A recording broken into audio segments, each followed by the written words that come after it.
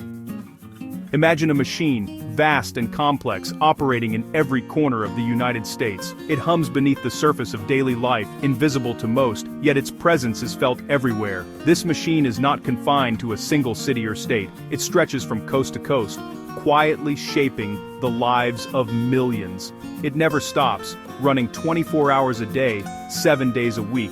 While most of us sleep, it continues its relentless work, processing cases, making decisions, and changing destinies. Its gears turn with a cold efficiency, unaffected by holidays or weekends. This machine isn't made of gears and steel, but of laws, policies, and people. America's deportation system. It is built from courtrooms, detention centers, and the hands of thousands of officials and agents. Every day it processes paperwork, reviews cases, and makes decisions that ripple through families and communities. In the first year of the new Trump administration, this machine accelerated, removing nearly 23,000 people every month. The pace was staggering, with families separated and lives uprooted at a rate that shocked even seasoned observers. By the end of 2025, deportations are projected to reach almost $390,000, more than double the previous year. These numbers aren't just statistics, they represent real people, each with a story, a home, and a future suddenly thrown into uncertainty. The budget for ICE and CBP now dwarfs all other federal law enforcement agencies combined, fueling a network of detention centers and agents. Billions of dollars are funneled into surveillance, transportation, and the expansion of facilities, making this system one of the most well-funded in the nation. Over 68,000 people are held in detention, an all-time high. These centers are often overcrowded, with men, women, and even children waiting for months, sometimes years, for their cases to be heard. For many, hope fades with each passing day behind locked doors. This system's reach is global, touching every state and sending people back to nearly every country on Earth. From small towns in the Midwest to bustling cities on the coasts, its influence is felt everywhere, and its consequences are international, affecting families and communities across continents. Deportation doesn't just end a journey, it begins a new chapter of uncertainty, often in places people barely remember or have never known. Its impact is measured not just in statistics, but in empty chairs at dinner tables and shuttered businesses. Communities lose neighbors, children lose parents, and local economies suffer as workers and entrepreneurs are forced to leave. To understand modern America, we must look inside this machine and listen to the stories of those caught within its grasp. Their voices reveal the human cost behind the numbers, the dreams interrupted, and the futures rewritten. Only then can we grasp the true scale and consequences of America's deportation system, a machine that never sleeps and whose reach extends further than we might ever imagine. The official narrative says deportation targets dangerous criminals, but the data tells a different story. In 2025, ICE arrests of immigrants with no criminal convictions surged. Many were parents, workers, and long-time residents, arrested at home, work, or during routine check-ins. Even dreamers and children have been swept up, with thousands deported this year alone. The system's efficiency means those trying to follow the rules are often the easiest targets. Deportations now reach far beyond Mexico and Central America, touching countries worldwide. Each statistic is a person with a family and a story. Understanding who is being deported reveals the true human cost of this machine.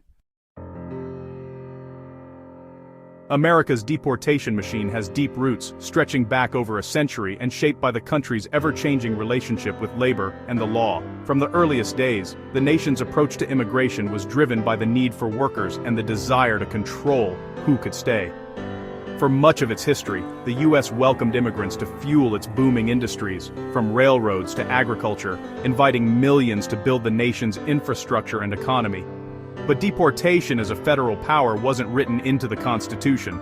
Instead, it was created by the courts, beginning with the Chinese Exclusion Act of 1882, a law that marked the first time the U.S. singled out a group for exclusion and removal.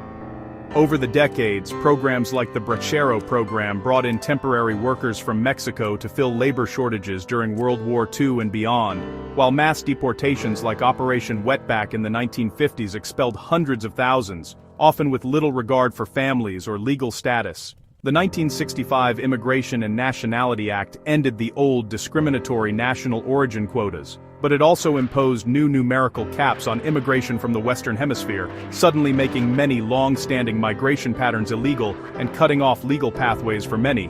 Yet, the economic demand for labor never stopped. Instead, migration was pushed into the shadows, creating a growing population of undocumented workers.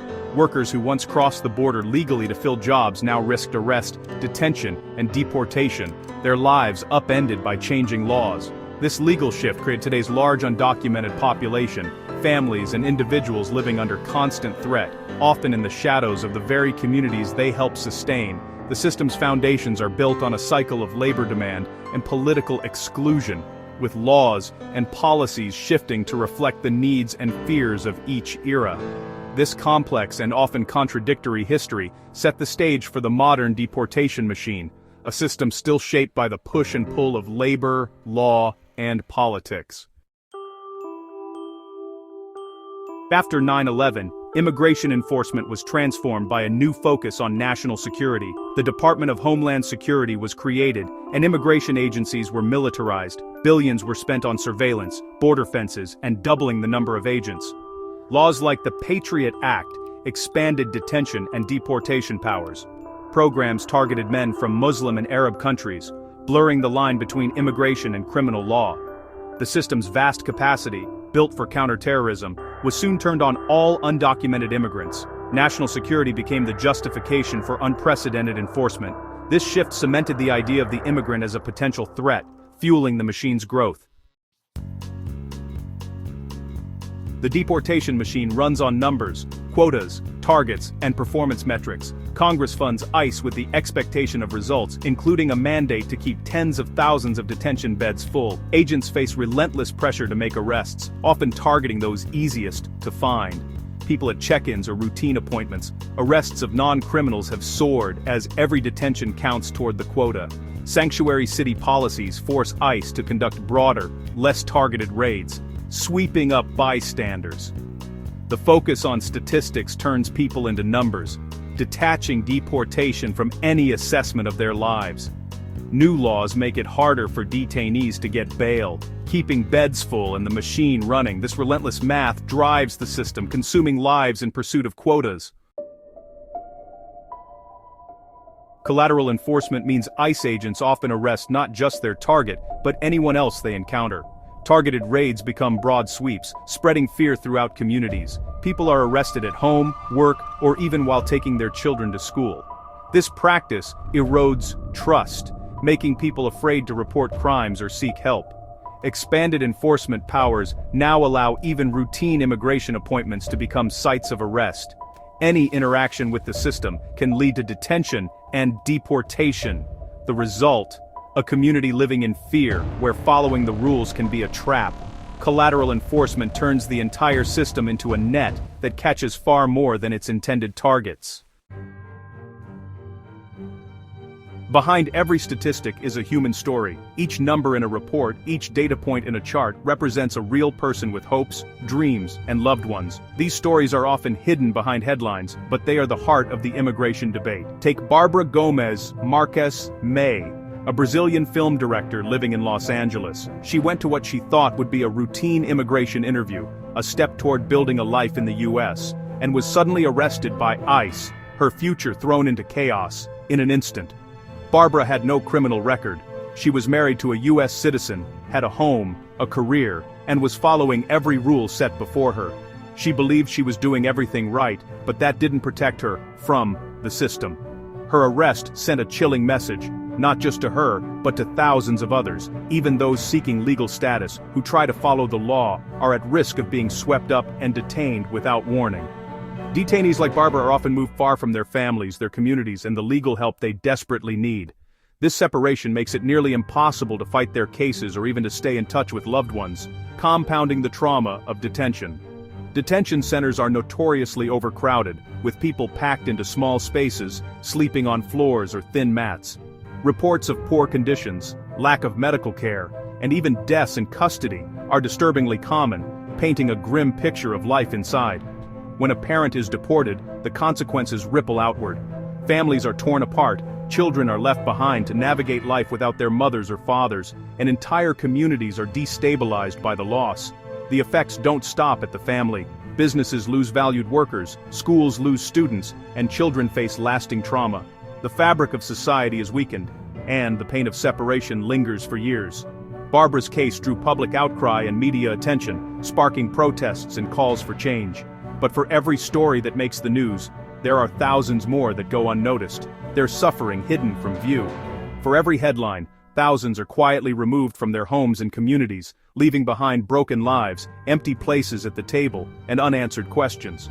The true cost of the deportation machine is measured not just in numbers, but in lost futures, fractured families, and the dreams that are left behind. These stories from the front lines reveal the deep and lasting impact of enforcement policies, reminding us that behind every policy, there are real people whose lives are forever changed.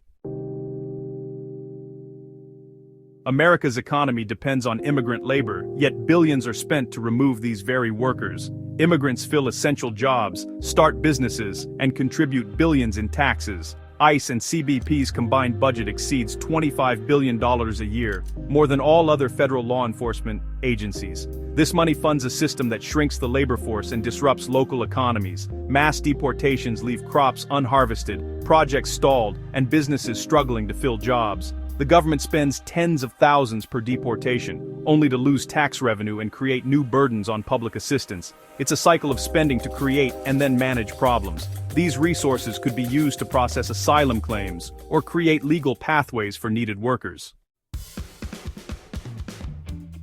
America faces a choice: remain a beacon of hope or become a fortress of exclusion. The deportation machine projects fear, separation, and suspicion, contradicting the nation's ideals. The expansion of detention camps and border militarization signals a nation turning inward.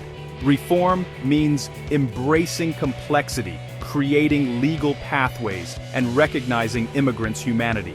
The machine is not inevitable. It's a product of our laws and choices. The future depends on whether we fund a system that tears families apart or live up to our proudest ideals. This decision will shape not just immigrant lives, but the soul of America. The answer is ours to choose.